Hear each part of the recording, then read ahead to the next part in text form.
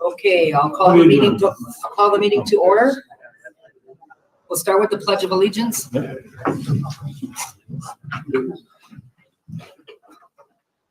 Pledge allegiance to the flag of the United States of America and to the republic for which it stands,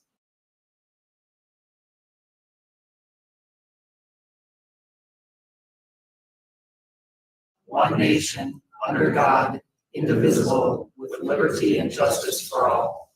Would the secretary take roll, please? Colin Purnell. Here. Lisa Johnston. Here. Dave Nichols. Meredith Sauer. Here. Stacy Selner. Here.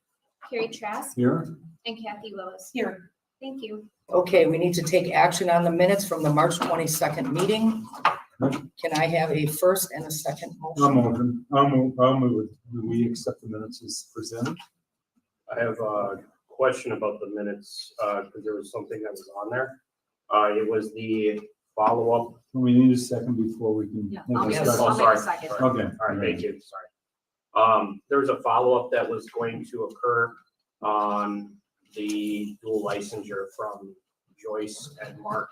I didn't see that in the agenda. Is there going to be one coming on the superintendent's report? No. Yeah, so we can, it's We'll be not on touching this on report, it. but we can touch on it in the future. Great, thanks. Okay, any other discussion? All those in favor of accepting the minutes? Aye. Aye. Opposed? Okay, that carries. All right, communications. Did anyone receive any communications they'd like to share? No? Okay. Okay, public input will be the next item on the agenda. Individuals will be allowed 5 minutes maximum with a 30-minute total for the public input. So when I call your name, would you please come forward? Matt Sauer? Where are we talking at? At the podium. Oh, okay. Sorry, it's in front of that. Thank you. That's what I came here to say, was thank you. Specifically, I want to say thank you to you, Lisa. Your passion for this district, for the kids in the district, has been wonderful to watch over these years. And I hope that you will continue that passion as you continue to be a part of this community. Thank you.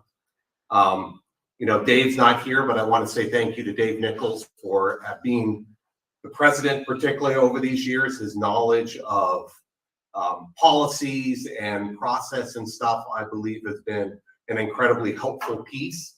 And as we've worked as a community and a board, thank you to Meredith Sauer. I happen to know her a little bit better than the others, but simply to be able to say that as a family, we've been proud of you, Meredith. And I guess I'm looking at you there, but you're looking at me somewhere else. But we're proud and of all the things that you did, and thank you for your service. Mark, I just want to say thank you for your time with this district. Obviously, it's not ending tonight, but this is a formal opportunity to be able to say thank you for your work. One of the things that I've always loved about you that I remember from that first week when you were here and Jefferson was dedicating new grass that they planted, or some wonderful thing that elementary schools do. And from that moment, just watching you, how you chose to engage with the kids, and literally bending down, sitting down, and letting them talk to you face to face, eye to eye. And those are gifts that are far beyond any professional type of skill. That's just a humanity gift. And I, as a parent, as a community member, just want to say thank you for those gifts. So, and thank you to all the board for the work that you continually do. And, you know, it's certainly my hope and my prayers that as we move forward as a school board and as a community, that we will all continue to learn and to be our best. So it's just a night of Thanksgiving for me. So thank you all very much. Thanks. Okay, Ryan Hansen.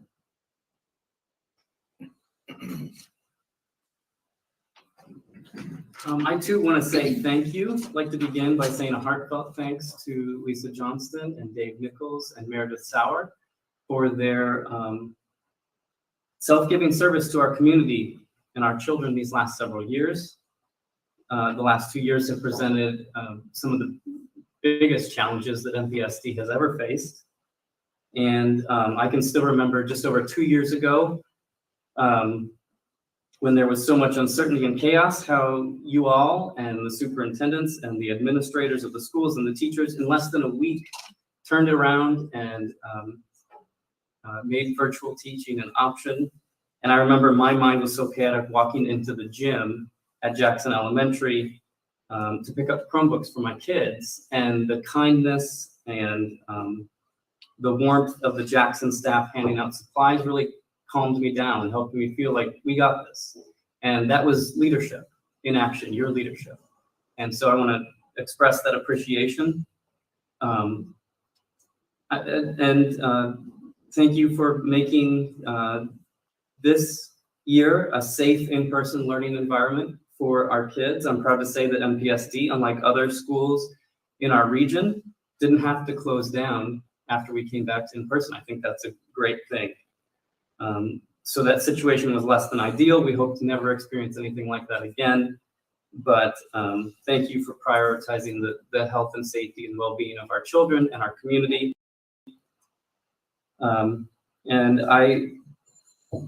We all know that your decisions were not always popular with everyone, but I appreciate the spirit in which they were made, and I will miss the deliberative discernment and leadership all three of you have brought.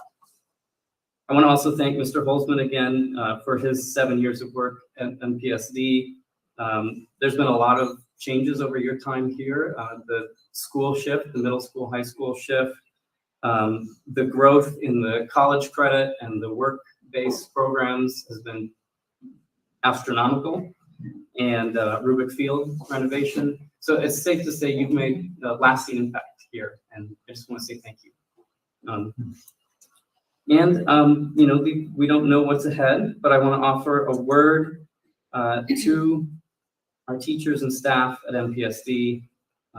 I know the results of the election have created an atmosphere of tension, and you know, there's been insinuations and false claims made during the campaign about this being a failing school district, or that the teachers were quote unquote indoctrinating our students with communism and Marxism. Frankly, that's an insult to the gifts that our hardworking staff, teachers bring every day, and the passion that they bring to our school. I know this because my kids are in public school and I volunteer at my local school every week, and I see the work in action. And I value that high quality work that they do. My children have benefited from the hard work of well over 30 teachers and staff in the few years that they've been in school, and my family is profoundly grateful every day for that. I'm also aware that some of these claims are damaging to the reputation of our community and our district. And so I just want to say the parents are here for the teachers, and we ask if you can to stay with us. Know that we will be supportive of you. This community needs a robust public education system, and you're a vital part of that. In the Jewish Talmud, a story is told of Rabbi Yehuda, the prince, sending 3 other rabbis on a mission throughout Israel to establish teachers in every place. And they came to a town where there were no teachers. And they said to the inhabitants, "Bring us the defenders of the town." And the inhabitants of the town brought out their military defenders, and they said, "These are not the protectors of your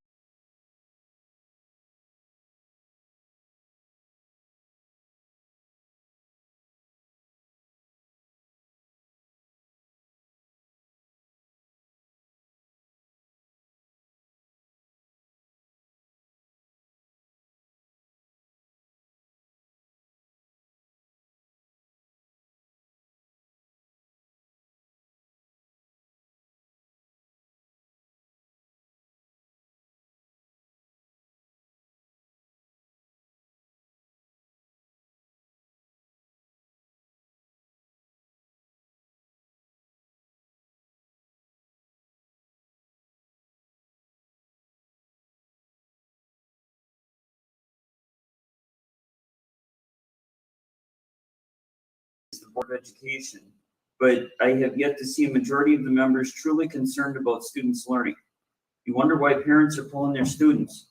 We are all seeing a steady decline in test scores and have been insisting that focus be put on education.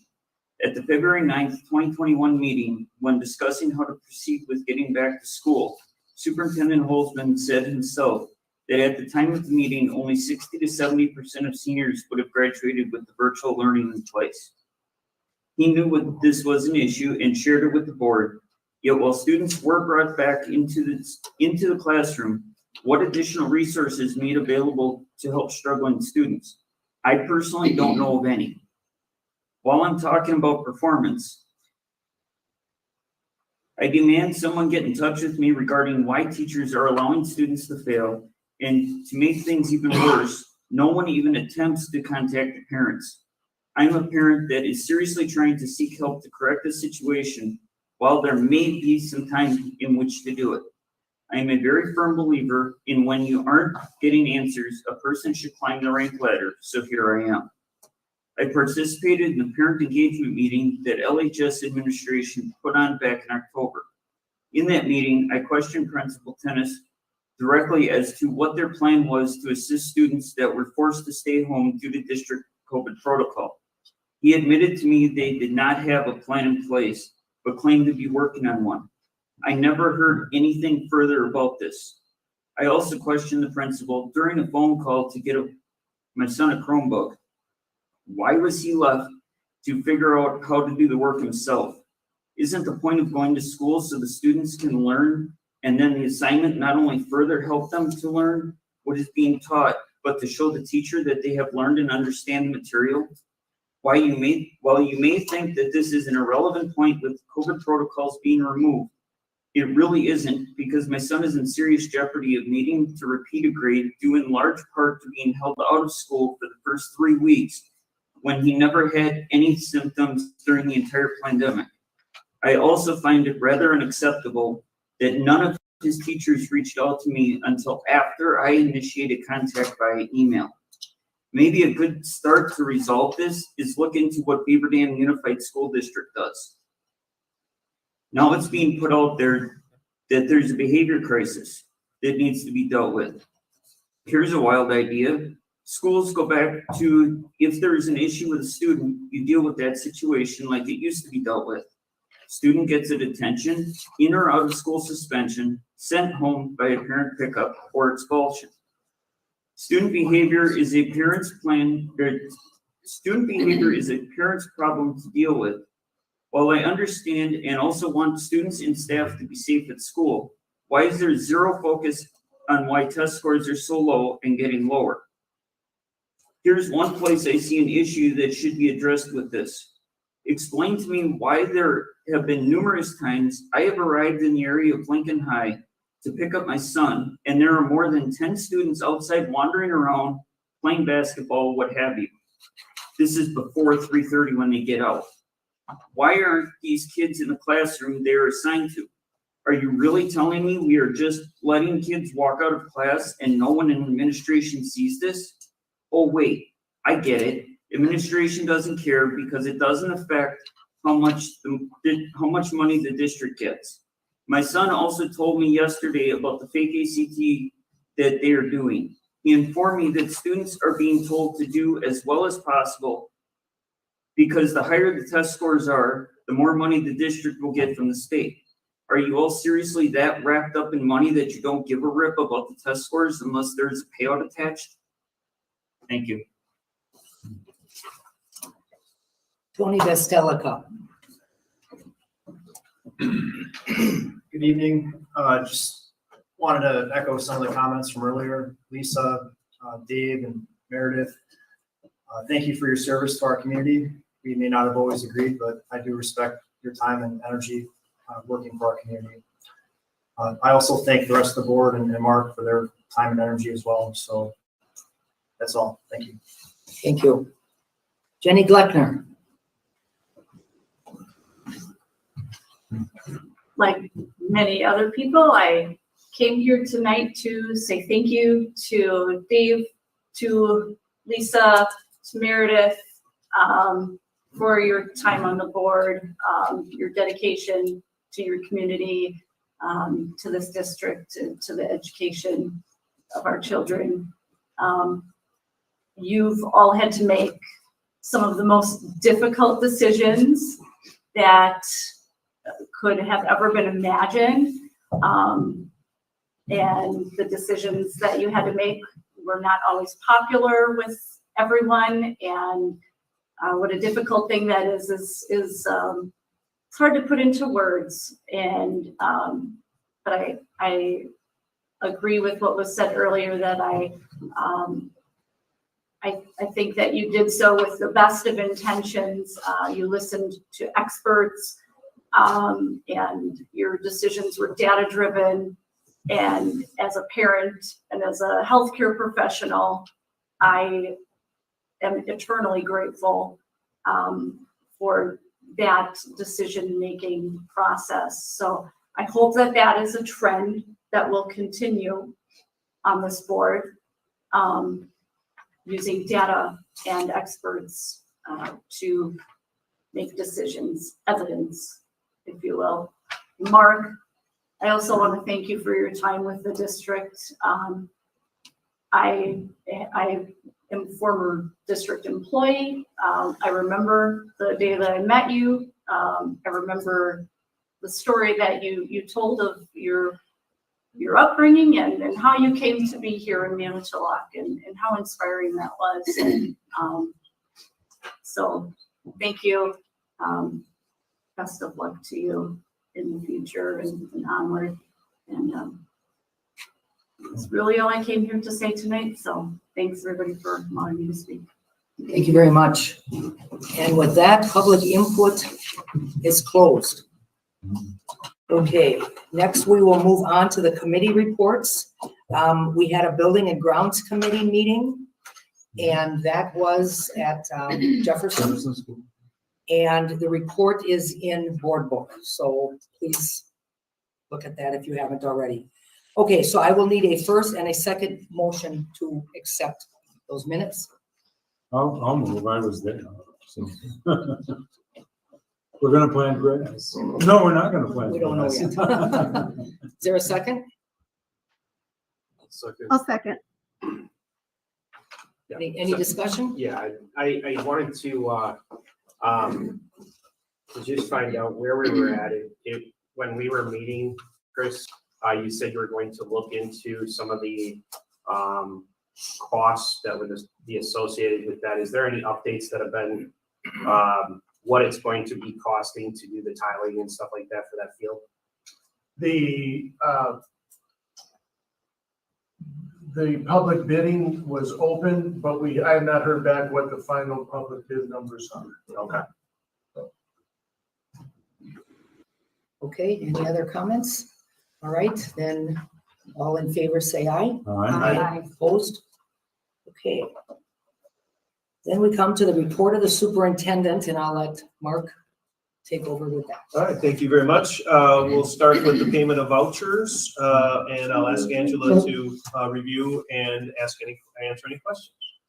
Yes, the payment of vouchers was included in board book. And the total accounts payable for the month of March was $6,043,375.36. There was $34,080.75 in voids, and then total payroll was $2,181,594.38 for a grand total for approval of $8,190,888.99. So happy to answer any questions regarding the payment of vouchers. Yeah. Sure. I have two. First one was, let me get back up there. The line item for Gannett, Wisconsin Media, and it said, and the line item was advertising in elections. I was just curious as to what exactly we do as far as advertising for the elections. Yeah, sure. No, Why? I'm happy to answer that question. So for the spring primary election, we were responsible for the total cost of the election, since we were the only, the primary for the MPSD. School board was the only thing on the ballot for the county. So that was one charge. And then I should have prepared for next month the total elections cost. We have rounded off the top of my head, I think between $15,000 and $20,000 in addition to that cost. So that we had up front for the cost of the election. So not typical that we have to take on all the costs for it, but what was So- necessary. Right, so, but this is with Gannett? the- Yeah, so we had to do a type B notice. I It's think the it was, notices right? that It's we the have to notice post, you're it's a paying? requirement. Okay. All right, And usually we're very fortunate that the county and city will let us join in on those notices, but since we were the lone ones that we had to do it. and then the last one is, as I was going through the Wisconsin Public Service, I noticed that the, and, you know, I get it that it's probably not as big, but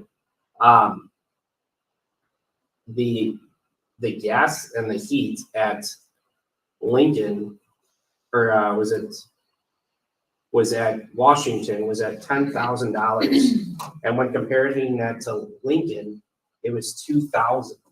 I was wondering why there's such a giant spread. I mean, Lincoln's massive in comparison. Yes, no, that's a great question, and Chris can help support me if I'm wrong in this. One of the big things with Lincoln that is special to Lincoln is they are supported mainly with steam from the MPU. It's a direct line from the utility, so their cost is always going to be a little bit different. And do I have that right, Chris and Mark, from that? And there, I mean, they may have certain things that require the gas, but it's going to be significantly less. We did have something where like the billing overlapped for 1 month and we had to pay double, but I see, that wouldn't be with, there would still be a proportional Sure. difference there, so. Yeah, I just noticed that was a big gap on, Yeah, yeah. that would be why, we're unique on that. So, Thank you. not a problem. Okay, so we'll take a first and second motion to approve the vouchers. I'll make a motion to approve the vouchers. I'll second. Okay, any other discussion? Hey, Angela, I had one question about the voided checks. The Crisis Prevention Institute, what was the reason that we voided those? Yeah, that was just, we have a system too there when we received 2 invoices for that and they had 2 different invoice numbers. So then we accidentally paid them both twice. And so usually we timed to appeal and it was kind of just a double payment that was caught. And so we were able to avoid that. So make sure we didn't have a duplicate payment. So was the total then the 33 then that we had paid? The grand total on that, there were some other charges for Crisis Prevention Institute. The previous month, I want to say we're close to 100,000 total on that, but not, I'd have to double check on the total for that if you'd like, but. No, that sounds right. I mean, if the total for last month was the one that was correct and this would have been over, I think that was about that number. I believe these would be in addition to, I'd have to look here. I'll just,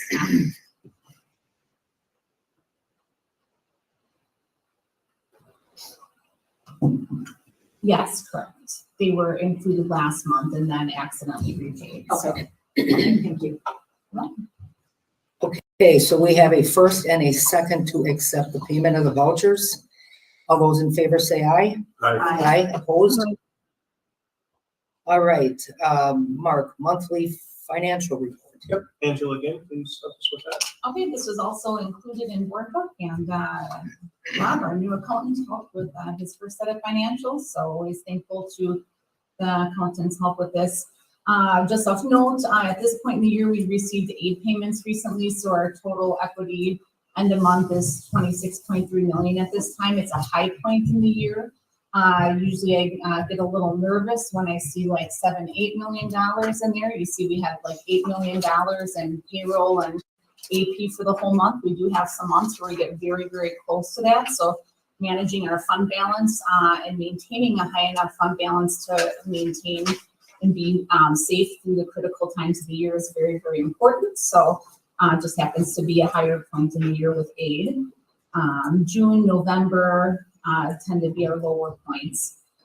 For general comparison from month to month, things are trending pretty close to last year.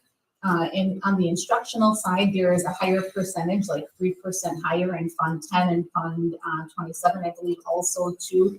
We have a lot of, some extra positions due to that we're paying through ESSER funding, and so that will kind of make that percentage naturally higher. So that's where you'll see it in translation in the financials. Fund 50, there's just a lot more revenues and expenditures compared to the previous year because we're in person and there's more options for the students for food. And I'll have more of an update for the board next month on the food service program because this year the meals are free. Next year it's not looking like that's going to be the case, but we may have some options as a district. So. I did note on the federal sources, looks like that is page 2, halfway down, it says the ESSER funds. And I did hear you mention that the money that is in that Fund 10, is that currently money that is being, because the ESSER funds we pay out and then are getting reimbursed. Is that money that's getting reimbursed and has yet to be distributed? Or is that actual money that needs to be going out and is allocated to be reimbursed via ESSERs? No, great question.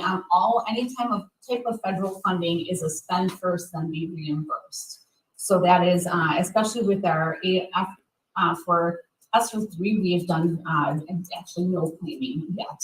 We just because we have our application in the system, and ESSER 2 we have the ALC heating project, and that's where that cost is. So that 1.4 million, that total project is 2 to 2.5 million total. So that's where that project is in process right now. So that's reimbursement? Correct, yes. Okay. Thank you.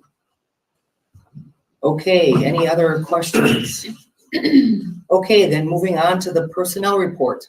All right, I'll ask Joyce to share with the board personnel report. All right, thank you. So as board members, on Friday, you would have, as part of your board packet, had access to the personnel report. And then yesterday, Monday, you would have received addendum number 1 and addendum number 2. So I guess I will pause and ask if there's any questions on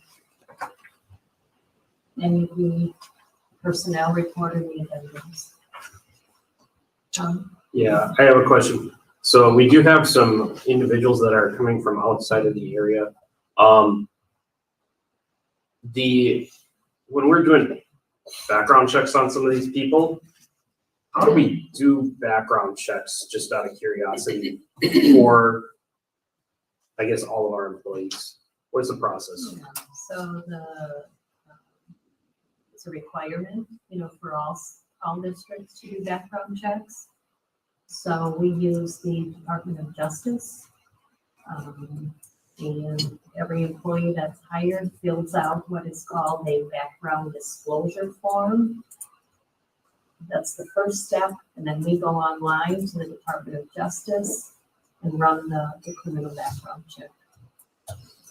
So when you say you put the DOJ, is that the like a CCAP, or what is this? That's the state of Department of Justice is the state of Wisconsin. Okay. So then in instances where we have people from outside of the state, what was our go-to for those instances then? It's the same requirement. The Wisconsin? Mm-hmm. So what happens if they're not from Wisconsin? Again, the state, we are following or complying with the requirement, the state requirement to do a background check using the Department of Justice. So, one of these individuals,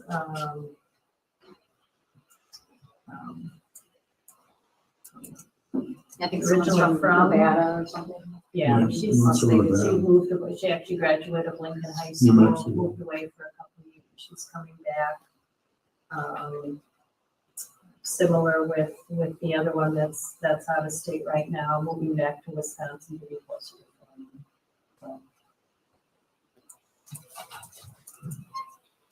Okay, any other questions? Yeah, Joyce, do we anticipate any in-district moves with our administration, knowing that there are some changes coming forward?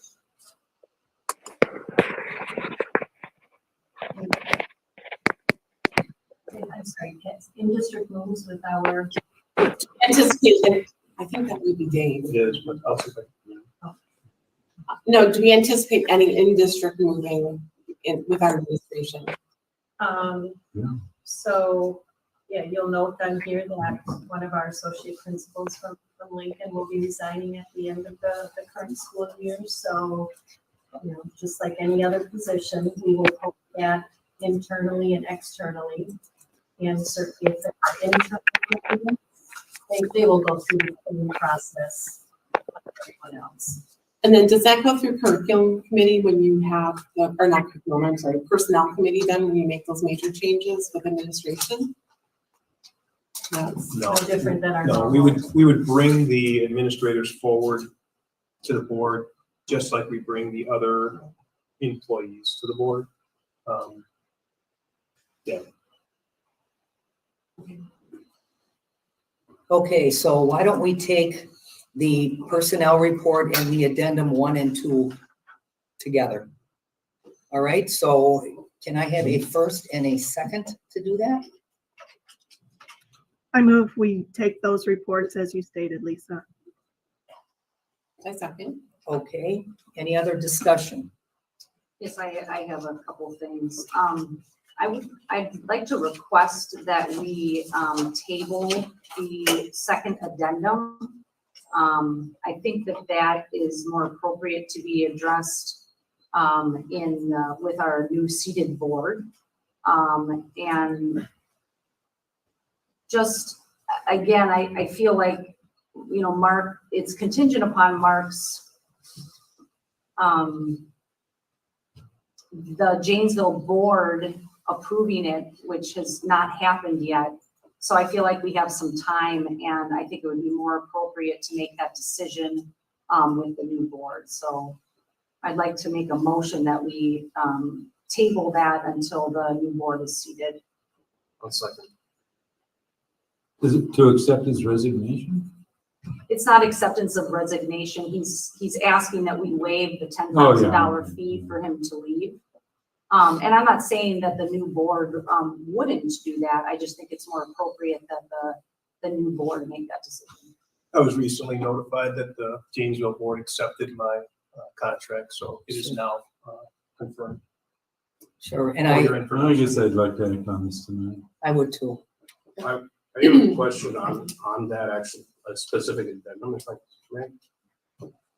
Go ahead. It says on there, I've given 79 days notice, support the MPSD remaining in my contract. What is the, what's the last date of the contract? Do we have that? June 30. June 30? I would probably recommend that you at least then take the current personnel report and I don't know if it's the second or the first, the other, and then take the superintendent resignation separate. Okay, then let's. Someone's gonna have to motion that. Can I have one more question to the one we're gonna vote on? And it is the addendum 2, second from last.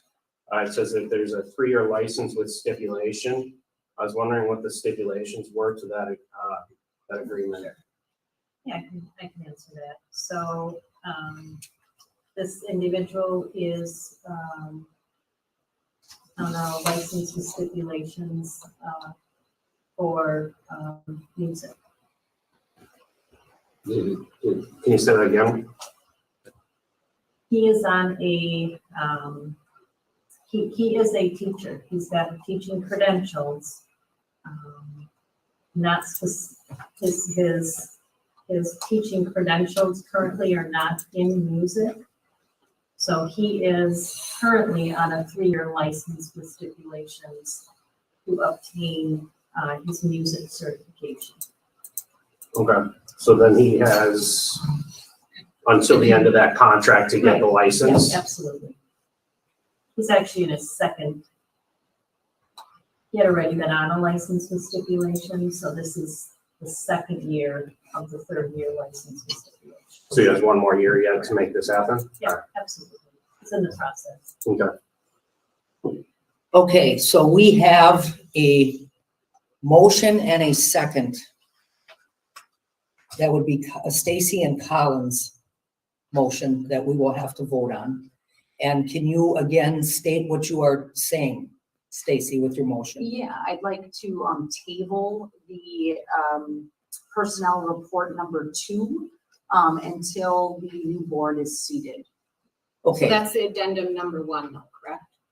It's addendum. I'm sorry, number one. addendum number Okay, 1. thank yes. you. Just want to keep it straight. Yes. okay, thank so you. all those in favor of that, Aye.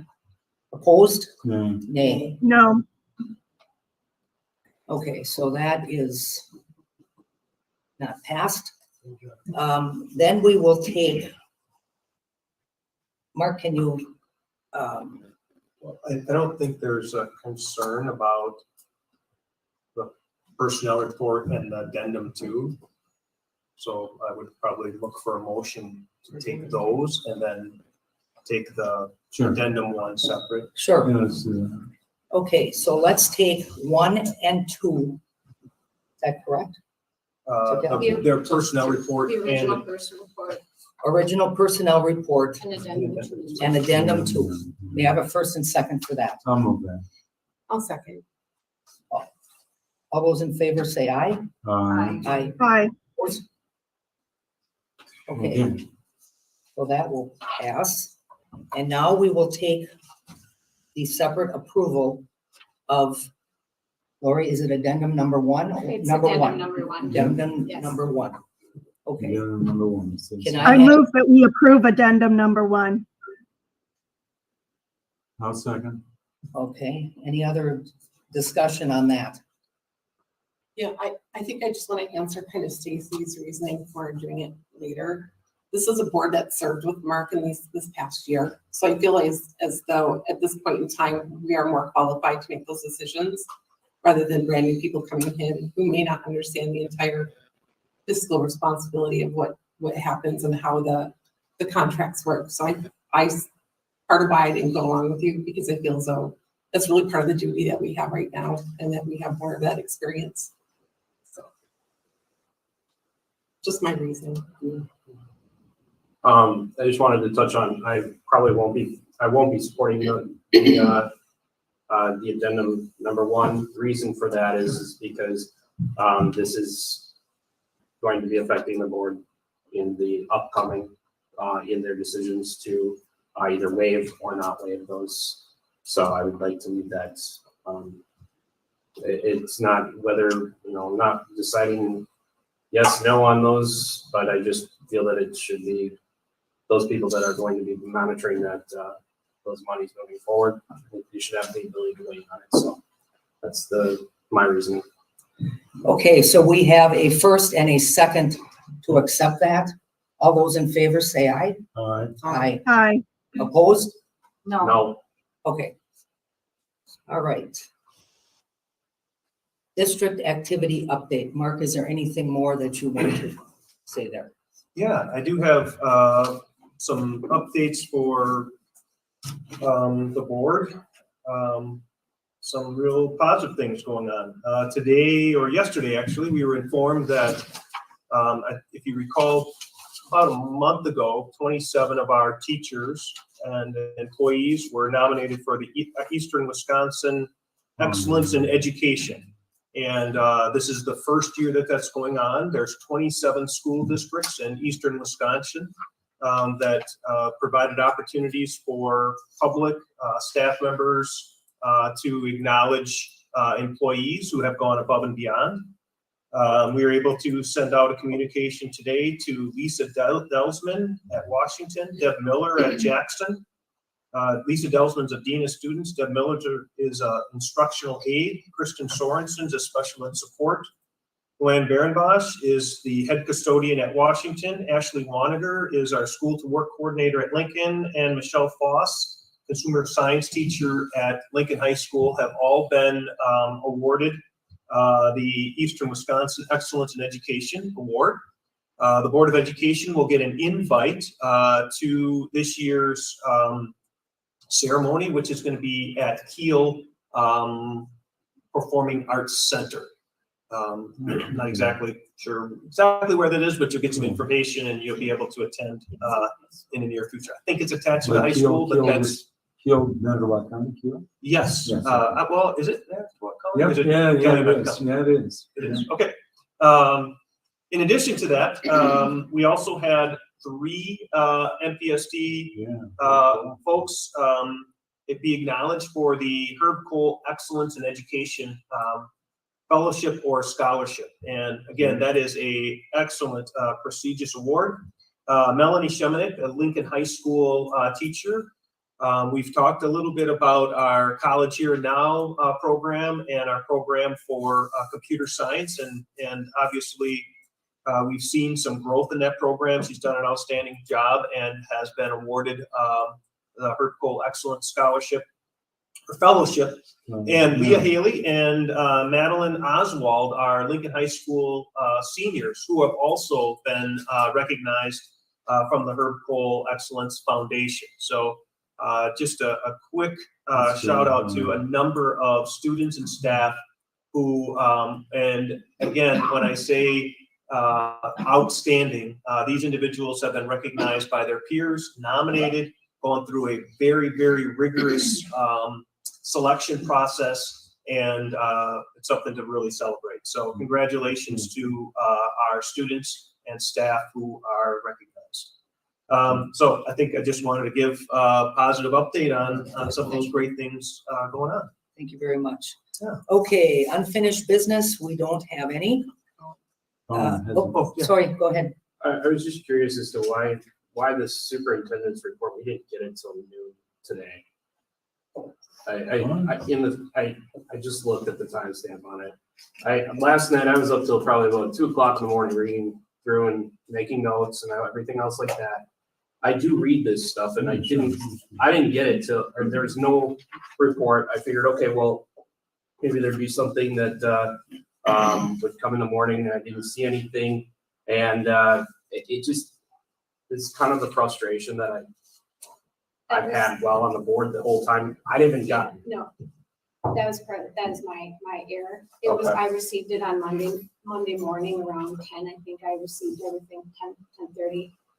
Just wasn't uploaded. It was a busy day and it was my error. All right. Thank you for telling me. I realized it today and oh my goodness, so I yeah, it's hard to get this information. My apologies. Thank you.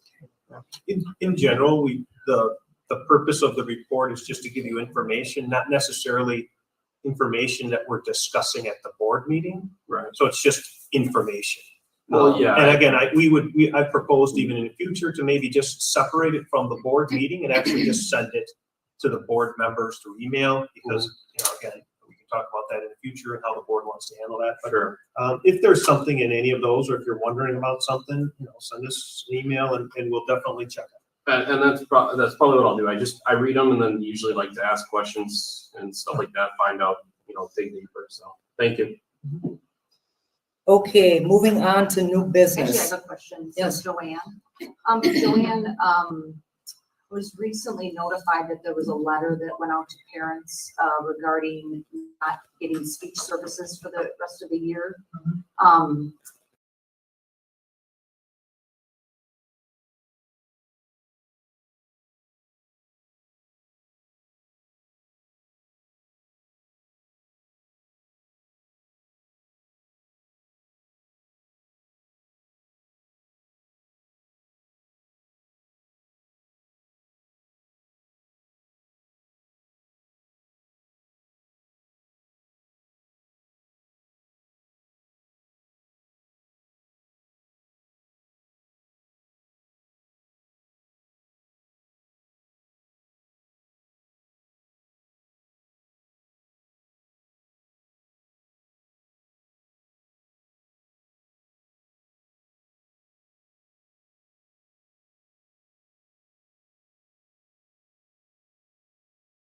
those postings. And so I did meet with the principal, happens to be Heidi Schroeder's over at Riverview. And we talked about capacity that other speech and language pathologists in our district might have. And so there were some students who were able to join groups or have their sessions rearranged with other speech and language pathologists. I worked real closely with Cindy Fuller, who is program support for speech and language pathology, among other things. And then it was determined that because no substitute could be secured and we had, we are at capacity to serve other students with the staff we have currently, we looked at who we needed to send that letter to. The letter indicates to families that they will not have speech and language services, and that if they would like to arrange services from an outside provider, they should get in touch with me. And then we discussed if we can make an arrangement. Is that something that, does CISA have resources that they? Not in the area of speech and language pathology. Okay. And what, just because I don't know, what are some resources we have in town that are private that they could get? People can contact medical providers, but the honest truth is it's very difficult to get service through a medical provider. They're often very busy with other kinds of service. But it happens very rarely that we have to do this. We have had to do it before. And I've not had somebody find outside service. I've also not had anybody that I'm aware tried. Okay. And my last question is, do we, legally, is there any, by not providing the service in that IEP, I mean, would we happen to get into any trouble about that? The letter fulfills our obligation. Okay. And so that is a process that is guided through the DPI for us to send out a letter like I did. Okay, perfect. Thank you. Yeah. And just for those who are listening, it's a pretty small list of students who received that letter. Who will not be receiving service. Any other questions, discussions? Okay. All right, so now we will move on to new business. This was brought forward from the committee, the Joint Personal and Finance Budget Committee meeting. And this is regarding the 3% base salary increase for teachers. We will vote these separately. There are actually 3 items to vote, and we will vote these separately. Do we remember, is there a record of that committee voted pretty solidly, I think. That committee voted, Lori, do we know what the count was? Was it like unanimous? I think it It was might a have been committee one meeting, shot. I'm sorry. Okay. I'm not, I don't. Okay. All right. So Oh, there, here's a question. yes. I don't know, I thought it was unanimous, but you might have been a dissenting vote. What committee? That's the joint committee, personnel and finance. Oh, I thought that it wasn't a vote. I thought it was Strictly just a informational. discussion on what. Oh, I guess you're right. It What wasn't Mark wrong. was Yeah, going that's to right. present. He Looks was like looking that. for a consensus of what to Right, go to that's the, fine, yeah, so. okay. Okay, so then I would need a first and a second to, Yeah, I think we should do that just for formality. Sure. And then we'll discuss. So we could do that and then we can discuss it. Okay. okay, so can I have I a first, move for this to be passed. first and a second? We'll get to I'll second. discuss, Colin, okay? Yeah, okay. I heard second from. Okay, so we've got a second. Now we'll open up discussion. Colin, go ahead. So Meredith. Okay, thank you. I just wanted a point of clarification. So like the base salary increase for teachers, that was 3%. The 3% base salary was for admin, non-rep certified, non-certified custodial staff and clerical staff. But then the market increase for the paraprofessionals, what was that market increase? What can you recap what that actually was? I mean, it just says marketing, and it's been a while. I need a little bit of a refresher. It's Yeah, approximately 21%, if I remember correctly. So It's not, it's a little different for each, depends on, yeah, it is. depends Yeah. on where you are, but, I think, last week Joyce sent out a PowerPoint that kind of reviewed all of that we talked about. I know it's been a couple months. Yeah. But we're gonna take them separately. So the first one, we would talk about the teachers. Okay. And then the other 2 we can take, but I think we focus on the teachers on this one and then the other 2. But I believe we have a motion and a second. I don't know if there's any other discussion. Yep, any other discussion here before we vote? Another discussion. Okay, all those in favor? Aye. Aye. Opposed? Okay, so that will pass. Now we will go on to 3% base salary wage increase for admins, non-rep certified, non-certified custodial and clerical staff. That is also a 3%. Mark, would you advise that we would take that separately or include the? I would take it separately Okay, and then I'd get a motion in a second. Yep, then let's have a first and a second for that one. Make the motion. I'll second. Okay, any other discussion? Just a question, and this, I should have asked this last time. Did the MEA accept the proposal? They did, okay. And the term they use is ratify. Ratify. So they ratified. Okay, thank Yes, you. we would not have brought it Brought it forward here. if they had not ratified. We've been back to the Drawing board. personnel joint. Okay. With no changes, correct? Yeah. Yes, Accepted. Yeah. yes. Okay, so we have a first and second. Let's vote. All those in favor say aye. Aye. Aye. Opposed? Okay, so now we move on to paraprofessional market increase.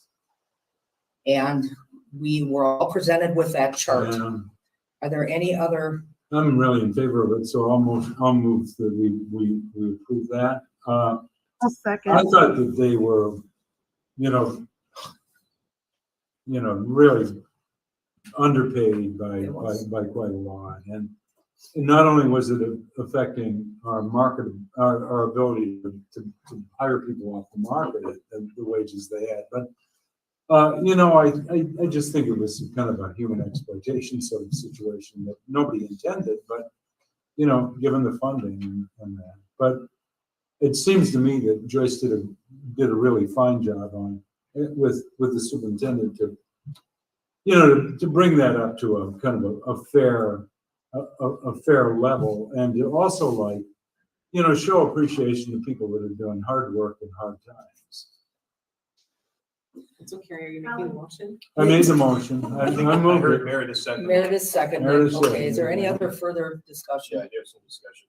So the paraprofessional market increase, 21% is what I'm gathering. That's what we're voting on, is 21% increase. We have the numbers here. Did you look it up? Well, If you wanna. Colin, I'm not sure if you had a chance to look at it, but because again, it's been, I think it was back in March sometime that the joint committees met. So last Thursday, you would have gotten an email at 5:23. 523. Yes, I resent the PowerPoint presentation to all the board members. Yeah. With a message saying in preparation for our discussion today, if you wanted to review any of the information. So I just looked. I do. It benefits you, but yeah, you're on the, it's last Thursday. It's page 4 to Colin. Thank you. You have that information. There we But are. 20% sounds like an awful. I mean, that sounds way off. I think here's what I would help you understand. If you're at $12 an hour. Yep. Right, 10% is $1.20. Yeah. 20% That's true. is $2.40. So now I'm making $14.40 an Yeah, hour, that's right? about right. And again, probably $15 an hour is where we would really love to Where we be, should but be, but we're not there yet, right? Right. So this is a significant, and we tried to do it across the board, so everybody was receiving an increase, but not everybody is receiving 21%. That makes sense. Like, depends on where you are in the ranges, if you're at the top or the bottom. And then one thing I wanted to ask to this, is there going to be exploration for benefits or anything else, changes in those as far as the paraprofessionals go to keep it marketable? Because take for example, when we had COVID occur, or when they have snow days occur, it's my understanding that those individuals don't have paid days off there. It's simply just you're not paid. So in the instance where we had COVID,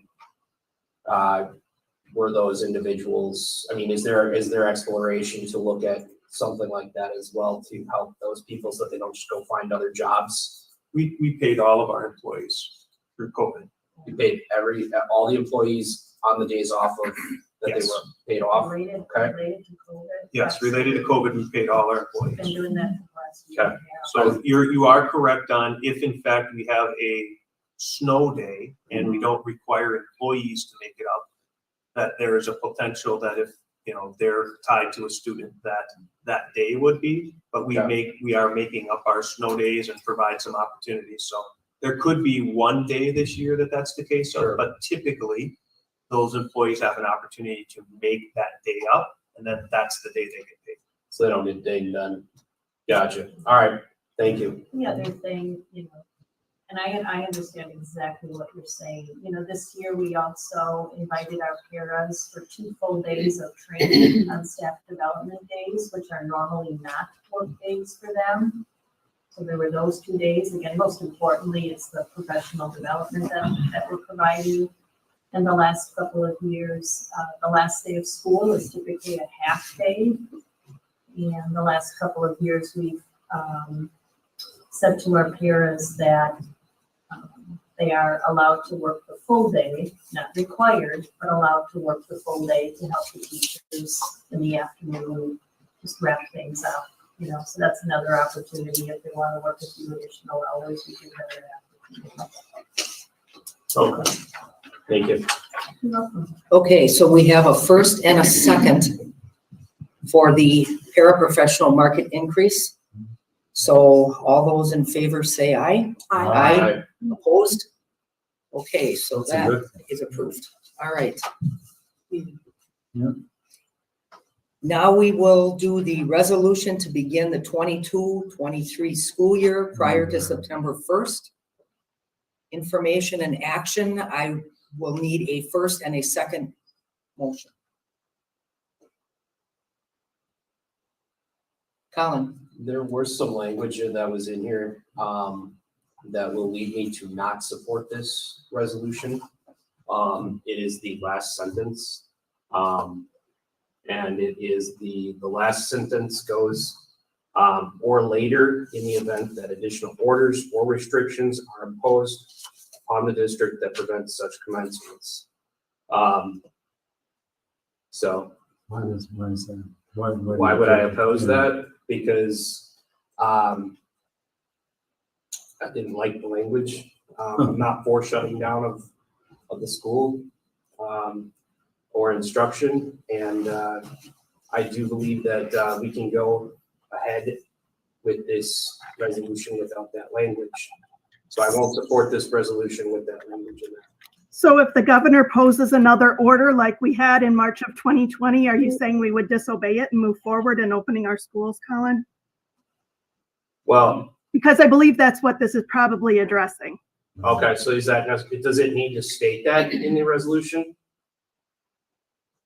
It's either that or you're going to have to make another one if that happens. So why not just take care of it once? It's not saying the district is going to impose it. It's saying an external entity would impose that. Yeah, I'm not going to support that. Okay, so I need a first and a second to pass this resolution. Do I have that? I'll make the motion. Kathy will second, okay. Any other discussion? All those in favor say aye. Aye. Opposed? No. Okay, so that is approved. All right. This is the approval of the Licking High School pool ventilation project. Yeah, it's a biggie. We went to Lincoln Pool with Chris and we looked at the ventilation system. He got a lot of bids. Chris, do you want to kind of give us a recap on this?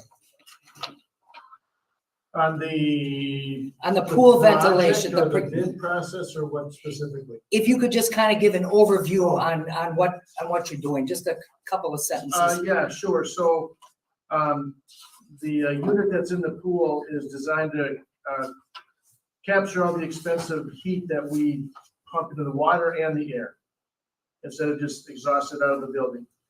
This unit was installed when the pool was built, which is 22, 23 years old, somewhere around there. The life expectancy for this piece of equipment is 15 years. So we're on kind of borrowed time.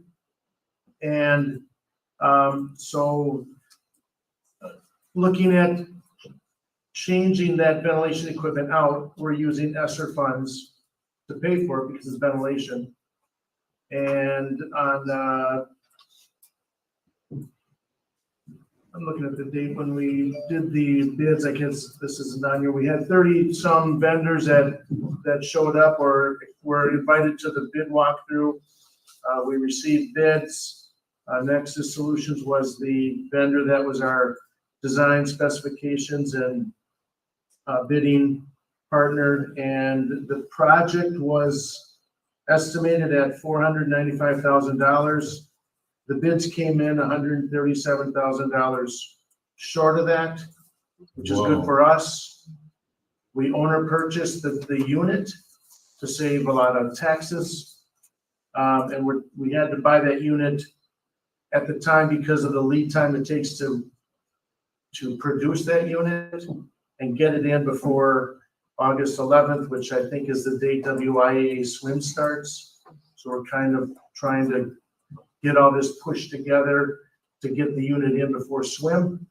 And so the Buildings Grounds Committee, a month ago, maybe Yeah. 6 weeks ago or so, Yeah, maybe so. we walked around, looked at the unit, talked about it, and this is the part of the project now where we're telling you how much the money, what the project is gonna cost. It's not to exceed a guaranteed price of not to exceed $495. The price now is $137,280 short of that. I don't know that we'll find anything that we might have to address, but you know, at least that gives us some room if we do. And Nexus will be providing the on-site management, making sure that everything is put in and installed according to the specifications of design. Why did it come in that long? Boy, I'm not sure, Yeah. to be honest with you.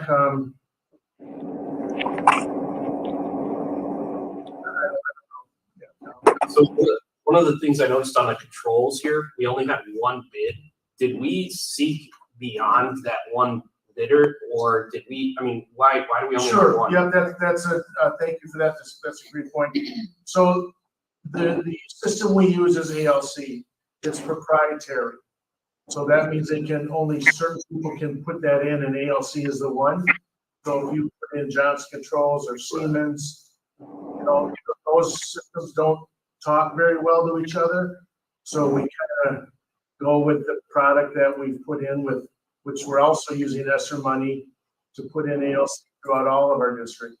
So that was the reason why there's only one, is because there's one vendor that's authorized to sell it or whatever, and that's ALC. So could we have gone with other systems, like a Siemens or any? Not that it would work very well to connect and talk with our other equipment. Okay, so that's So it's, because we yeah, have the it's, syncing you know, ability with. I'm sure someone out there would say, yeah, we've got a mechanism to make it talk. Sure. But in reality, they don't talk to each other, so it's really something that you have to kind of commit to and keep the system all the same so it does work. You don't have 3 or 4 different platforms or phone apps to work on things. It's all seamless and transition and all brand new. Okay. Yeah. So Chris, just for clarification, then the new system that we're putting in is just kind of a repeat of the old one, so it will do essentially the same thing and capture that heating?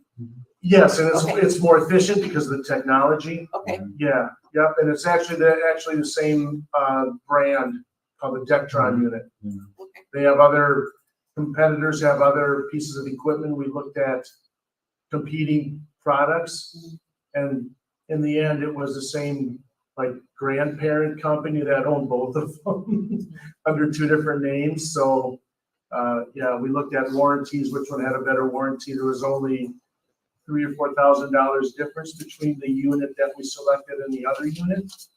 So it was nice that the units were priced very closely. Well, I'm impressed that it's still working 7 years beyond what it's supposed to, because if it's like, you know, my water heater at home, it'll break right at 7 years, so. When you say working, I don't know, have you been to the balcony at the Lincoln Pool? Yeah, actually, it's awful, but I mean, we are still using it. Yeah.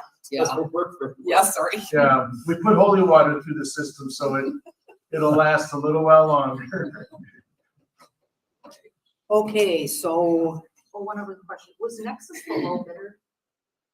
No, Nexus is Nexus It's is a our different- specification designer. They're the experts in this Yeah. kind of equipment. Oh, okay. And so there are owner's representative, so they Yeah, speak for Like, us. okay, Yeah, Got it. thank you for that. That's important to know. okay, thank you. Yeah, yep, you're welcome. Okay, so this requires a first and second motion.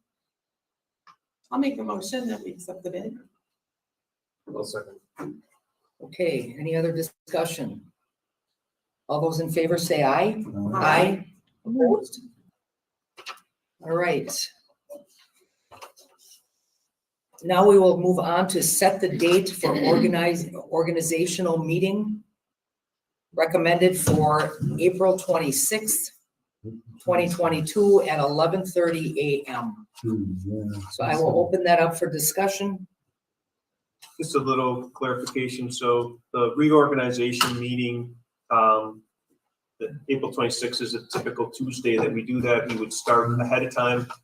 The process would be, the superintendent would start the meeting, and then we would seek bids for the president. And once the president is secured, then the president would take over the meeting. So it's kind of a formality. We've done this the same way in the past.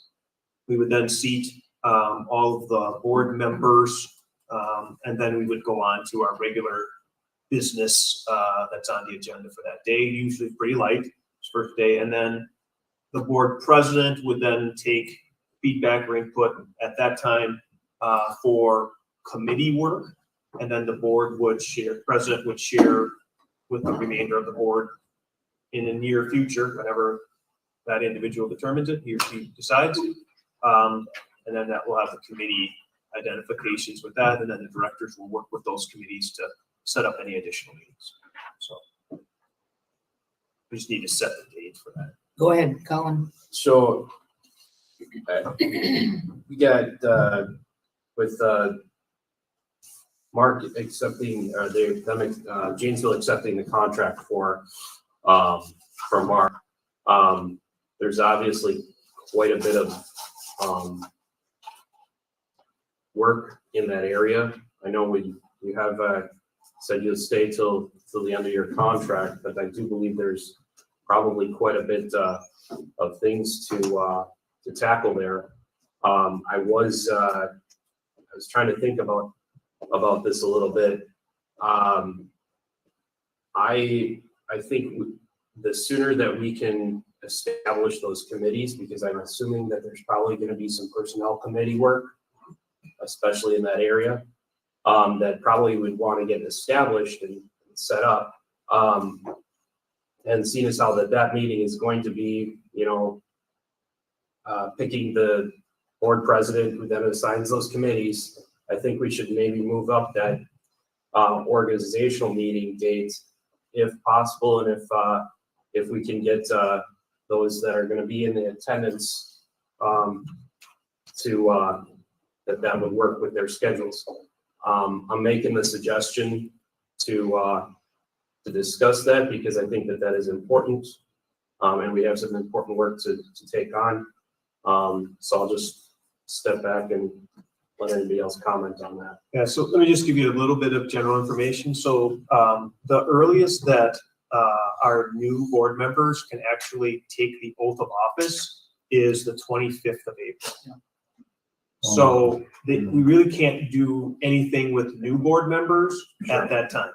Having said that, one opportunity the board could do, if they choose to, would be have a meeting between now and then to give the administration the authority to start the process of what it would look like to fill the superintendent's role. And then we would have the ability to give that information to the next board. Because right now we're not doing anything. I would recommend, that we have, the board has some conversation. At this point, I don't think it matters who is serving on the board when the initial conversation, because obviously on the 26th or thereafter, that board would determine the how, what, and the when. But until that point, there's going to be no activity. For example, I could, or with Joyce's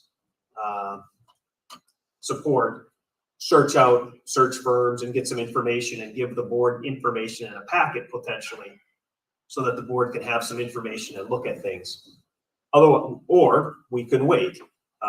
Waiting isn't bad, but time is in front of us. So we would not do anything for 2 weeks.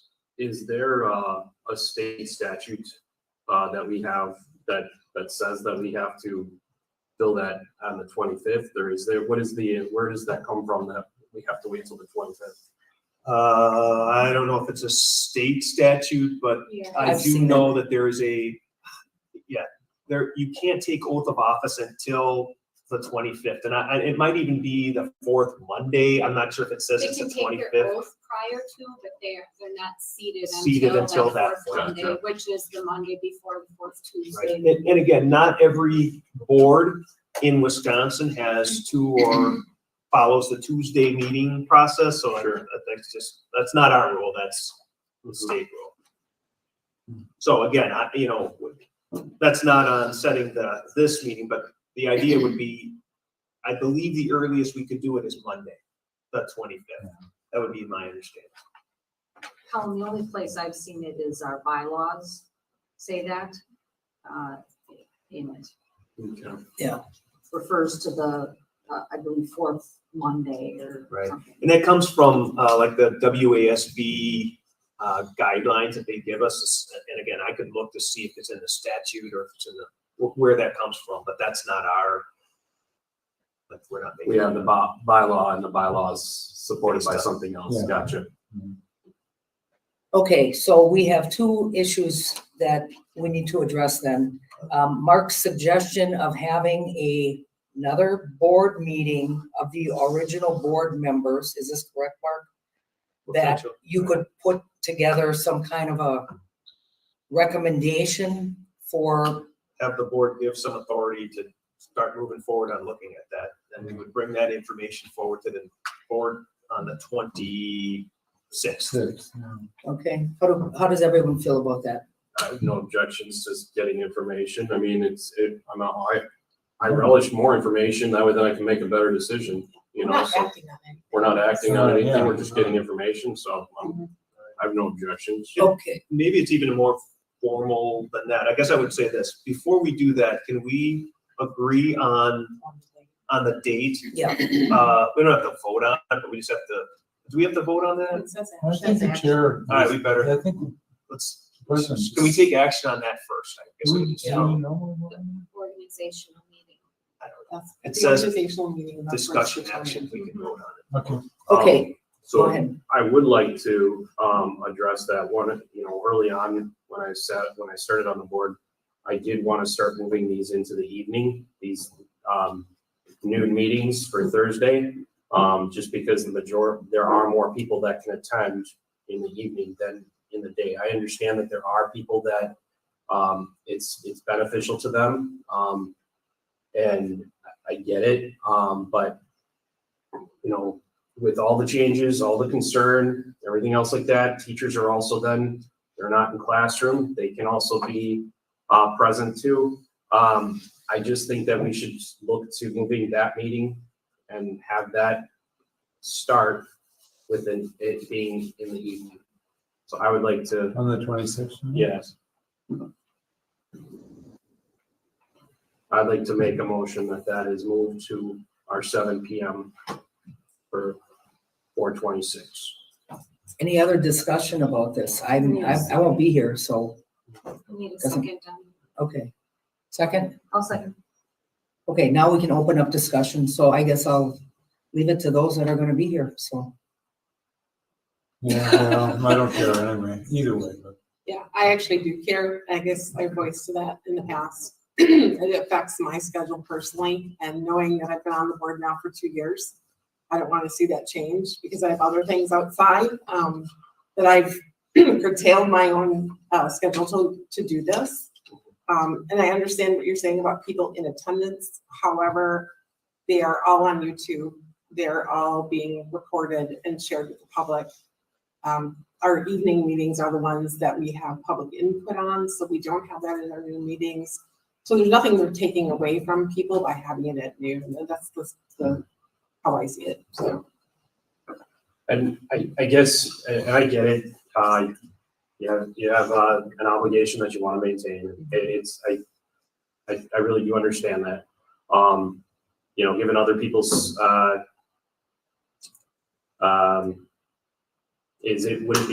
Would it be acceptable? There are the 3 new board members here currently that are looking to be, this will affect their schedule. Would you object to asking if that would be approachable? They're not a part of the board at this point, so Okay. I will not Fair enough. allow that. All right. And this is about just setting the one meeting at the Yeah. Yeah. moment, so I think we just need to take action on whether we're gonna meet at that time or move Okay. that date. Okay, so we have And a, if Is it on just Tuesdays? Yes, Yeah. and actually, I mean, honestly, if you're just talking about specifically this meeting, I can make that happen in the evening if, if we're just talking about this specific meeting, So that one I would could- not you could disagree with it. okay, so we have a first and a second to move the organizational meeting to 7 PM on Tuesday, April 26th. Lisa, could I make maybe an amendment? Could we do it a half hour before the typical meeting, only because the organizational meeting takes place and then the regular, that's why it's 11:30 to 12. Yeah. So it doesn't Yep. matter, like, Totally get that. I'm at your presence whenever, but if that's possible. Okay, so move it to 6:30 on the 6:30. 26th? Okay, so Before I'll make the motion. we had a first and a We second. got it. 6:30. Oh, for 6:30, okay, And I'm friendly. okay. All right, so all those in favor say aye. Aye. Opposed? Okay, so that is set. We may decide later though, that we want to not do it at the evening. Possibly, but right, yeah, but this is just for this one specific meeting. Okay, so now we move to the potential meeting between now and the 25th of April. And that would be for the purpose of what exactly? I guess what? I think it would be for the purpose of giving the district administration, whether it's myself and Joyce, the taking some interest in, should we reach out to talk about options to fill the superintendent vacancy? We can do that right now, can't we? Probably. We could probably authorize Probably that just- right now. We did have some discussion about that in the agenda, so I mean, we would be. I don't think we're totally violating this, probably not real. Okay, I guess I would say Let's then, continue. what I would do then, if on that model is, I would work with Joyce and we would inform, I don't know, there's 6 or 8 search firms and then bring options. So there's a search firm, there's interim, here's some options the district would have in order to fill. Did you want to say something? Okay. would you please Why? stop? Why? That wasn't. That was very inappropriate. Okay, so please. expect you to recognize that. Okay, we're not gonna, so the idea would be that we would potentially reach out to some outside agencies and get some feedback, so you know what outside agency would potentially do.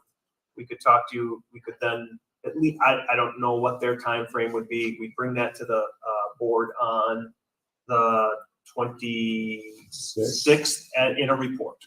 And then the board could choose to act on it, not do anything on it, or give us different direction. How much does it cost to use the firms? I mean, to ask them questions, nothing. I don't know. I mean, I think everyone will be a little different. So likely what would happen is, if the board was interested, you'd get some overviews. They would come in if you used a firm and they would pitch. And then their pitch would be, here's the plethora of options you have. We're gonna do everything and you just sit in an interview. We're gonna post it. We're gonna, So what you and Joyce would do is to reach out to the firms, and just get a general, are you interested? Give us some feedback on what you might do. We'll put it all together and give the board that on the 26th. And then the board could say, we want to talk to these 4 or these 2, or we want more information about this, this, and this, or we're choosing not to use that. We're going to do it differently. Okay. Otherwise, we're waiting until the 25th to start that process. Makes sense. 26. I move that we do that. Okay, That we authorize the authorize Mark I and won't spend Joyce any money on it. I'll to move just forward. ask them. yeah. So I need a first and a second to I'll second. authorize. Okay? All right, so we have a first and a second. All those in favor say aye. Aye. Aye. Okay, we're good. All right, other business, ad hoc student behavior committee report. Kathy. I've waited so long, I forgot what I was supposed to say. Okay. Just kidding. So guys, you were sent last Friday, you were sent some information that we revamped from our last meeting from the ad hoc committee. As you know, we've been meeting every week since January, and we worked really hard at putting some documentation together and things that we recognize as being legitimate needs in our district and ways to start coming up with a plan. And because of the way it was presented at the last meeting, which was just kind of drop on your desk and not be able to read it, and we decided to, and also based on Mark's 29 comments, we decided to break it down so that it was a little more kind of legible, and to break it down about what would actually be needed to put a plan together, what are things we could do, what things don't actually need an action right now. So that's where we started. It's what requires no action, but things that were recommended. So example, there needs to be a district-wide K-12 plan. And we did have some excellent speakers on this past Thursday from other districts who have had a lot of success with their behavior programs, who had problems much like ours, and who have seen some significant increases in better decisions by students that way. And so, one of the biggest recommendations there too, we felt really good about what we heard, because, and I have to say, Anne and Jennifer are here too, who are part of the committee, and they've been really devoted to this whole thing. So it's great to see them here. So if you think of something, shout at me to add. But was that we need a K-12 plan, that it needs to be something that's very universal for everybody. And so that when kids do transition from elementary to middle and middle to high school, that there is a consistent plan, that, you know, like A school and B school don't have that autonomy, so that when they go to the C school, you know, they've all experienced different things. So obviously it would have to go to their level of what age they're at, but it needs to be an overall plan. So that's kind of the things that it addresses in the characteristics. And I'm just going to stop there for a moment and see if you have any questions in that first section, because we wanted to really be able to talk about this if you have questions. Yeah, I really appreciated the report. I thought it was, you know, really kind of highlighted the need to do this, and the need to do it fairly quickly. Yeah. So I really appreciate the work of the committee, and I think it's, you know, I think it set the table for what we really have to do. Colin? Yeah, so I like the fact that these were, you know, things that can be done now, things that maybe need to be worked on soon. So if they need to be worked on now, is there ability to, could we implement some of these things, or give direction to have some of these things get implemented, i.e. the electronics policy, you know, direct to have that policy get updated. I think that would be, if it's needing to get done, let's get it done. Yeah, that was delegated to the personnel committee last meeting, and I looked into it, and you know, I really think we need a much improved policy over the one we have. I looked at other school districts and found policies that I thought, you know, were probably better, and yet I thought that we probably should wait until the new board is seated. Who knows who's going to be chair of what after this? But I do think that the possibility and the ability to work on this fairly quickly is there. Yeah, and I think that's one of points that we were trying to make is that there's a lot of things that, and we use the word here, priority, that needs to be priority. And one of the things that we can do as a board certainly is our electronics policy, which was, David found that it was 2009, the last time that we had one. That's, if electronics. I had a flip phone then. Yeah, right. It's changed dramatically since then. So, and so is behavior, and so is the way kids use that technology. So I think we need to address that. But yeah, I would hope that when we have like our organizational meeting and whatever leadership we have, I can only imagine that everyone, even our new onboarding members, would agree that behavior has to be a number one priority. That affects learning. So if you can't get on board about behavior, you're not on board about learning. It's just really that simple, right? One affects the other. So, but also we did some things like having a focus on K1 and 5-6. The reason we did that was because we currently have issues with some of those grades. They're having some more problems with that. It's a hard transition time for kids. They go from elementary to also having multiple teachers. So that we didn't want to just say like 5th grade so that they understand the rules going to 6th grade. We need to help the kids who are currently in 6th grade because they had some of those issues this year. So, and I think being the repetitive thing throughout the year, whatever we decide to do, whatever program or in-house system that we choose to do needs to be repetitive throughout a school year. We can't just address things once or twice. It needs to be kind of like, it's gonna be in the air they breathe. yeah, it's just gonna be fortified throughout the year, right? So they understand that we're still on this. It hasn't fallen by the wayside. That's for everybody's sake. So anyway, those were the things that we talked about. With that, we also included this time, a list of the behaviors that we're seeing in our schools. These are actually things that came from teachers. So it was worded in, perhaps more palatable tones than some of them that we heard. But these are actual things that are happening, not things that we made up. And so we had put out a survey, basically. The MEA did it for us and asked with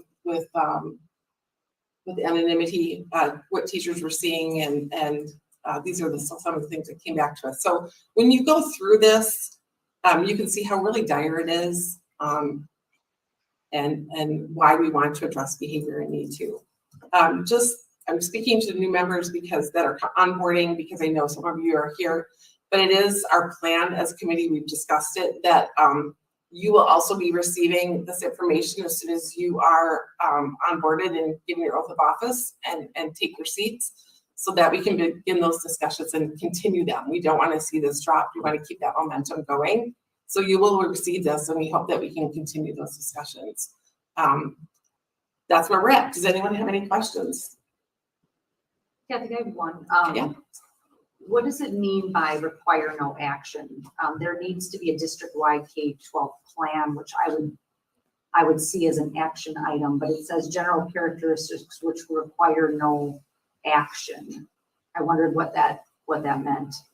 Well, it just means that you don't need to do anything right now. I mean, we just have to, that's just a decision like that would need to be made and agreed on, right? Like whatever system we choose to put in place. Mark has looked at safe and civil schools, or maybe it's PBIS, whatever it is. But, we also actually, the group of us as a group, especially after hearing our speakers, feel fairly confident that we could, and I know, Mark, this is not a discussion you and I have had, but we feel pretty confident that we could handle this in-house, or at least should try, because there is an output to buy the program, and that it may be worth trying. I mean, those are all discussions I think the current superintendent and whoever comes on board and the board that we will have needs to have. Whether or not we want to invest in something like that. Certainly safe and civil schools seem like a great option. There's a lot of great parts to that, but we're also saying maybe we can look into other things too. So, so the no action is really what can just be done without. So kind of like it's a general consensus that we would move in a direction that, because we need a district-wide K-12 plan, that there's no action to create the plan right now, but that there's a general consensus that that's important. Right. Okay. Yeah. it's kind of broken down that way, so. Kathy, I have a couple of questions or insertions. As I was reading through this, I'm wondering, I guess I'm a little nervous about, or maybe I'd like to hear what the teacher's perspective was on a behavior tracking system. What I don't want to see is that the behavior shaped in 2nd or 3rd grade follows a student into their high school years because they have a mark on them for behavior. So I guess I like the idea of tracking, but I also like the idea that kids learn and grow and change. So that was one thing. I didn't see any equity pieces in there. And so my fear is when we start to create something in-house, we become less objective and more subjective. So that would just be a word of caution that sometimes that outside perspective is valuable. And there are pieces maybe the district can do in-house, but I would say to potentially seek some outside opinion too, just for some different perspectives. Well, that's part of why we had speakers come in, and we actually have another speaker coming in next week, who's done a lot of work with various schools and also has been part of DPI. So she will be coming to speak to us next Thursday. Wow. We're pretty serious about this, guys.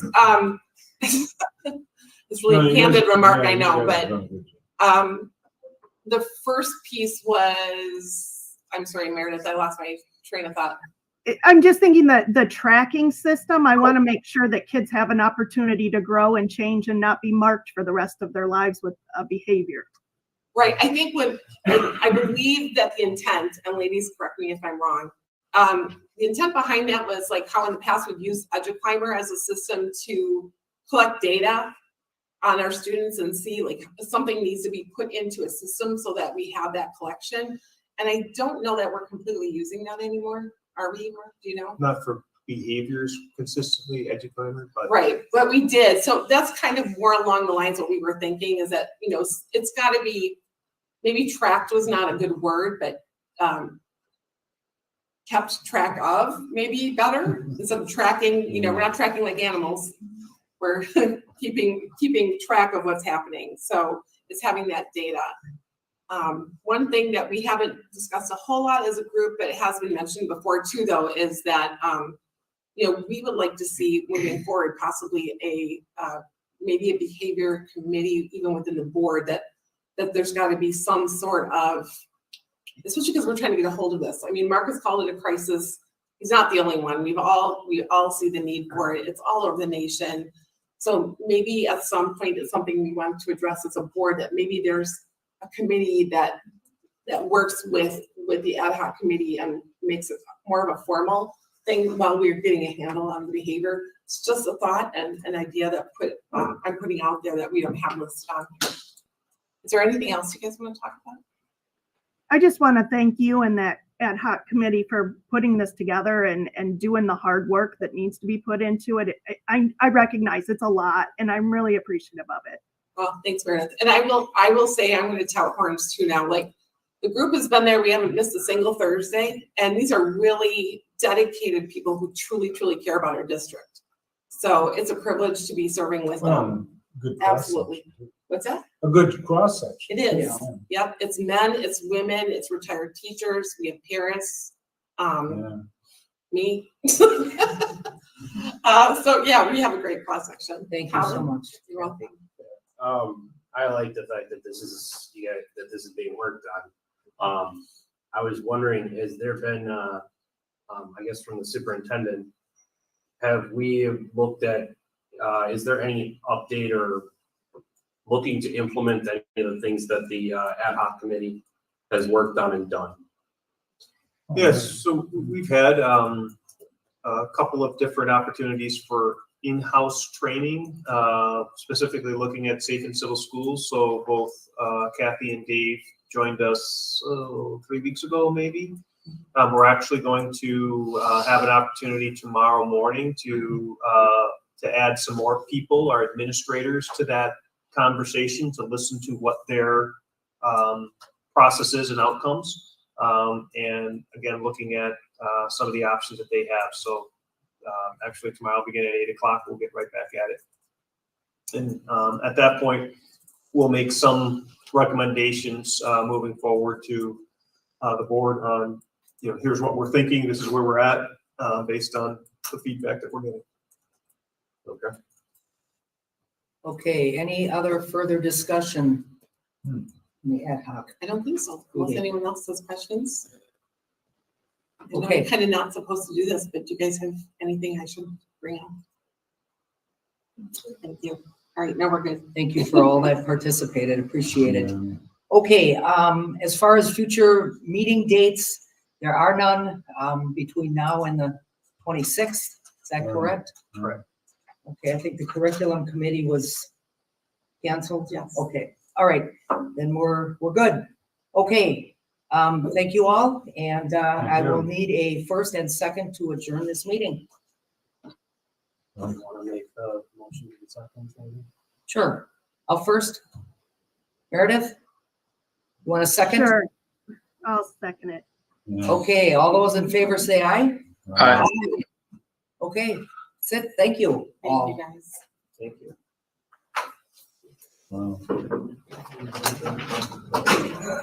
Wow.